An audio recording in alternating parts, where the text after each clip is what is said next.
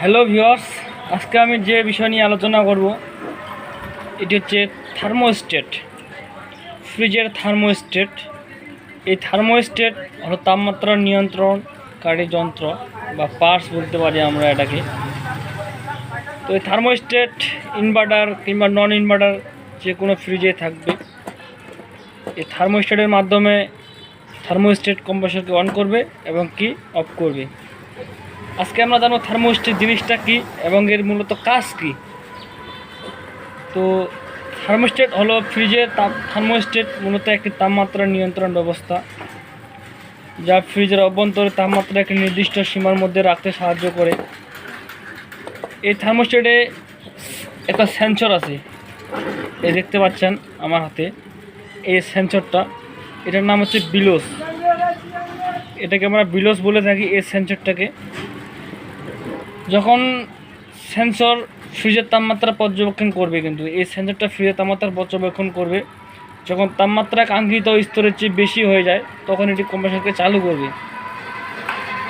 আবার যখন তাপমাত্রা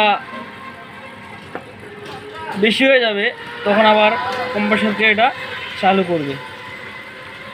তো আমরা দেখতে পাচ্ছেন আমার সামনে যে ফ্রিজটা আছে, এটা আছে নর্মাল ফ্রিজের নর্মাল এটা।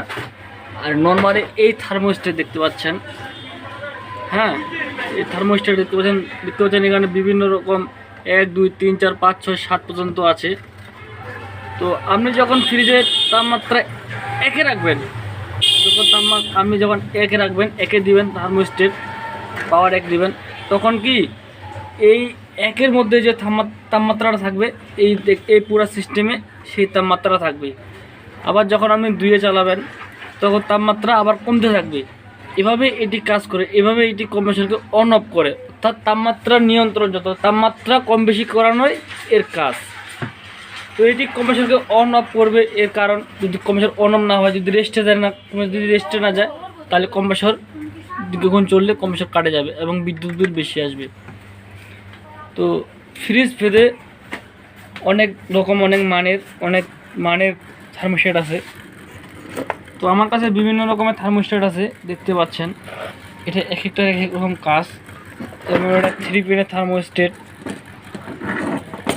আবার 2 পিনের থার্মোস্ট্যাট আছে। আমি দেখাচ্ছি।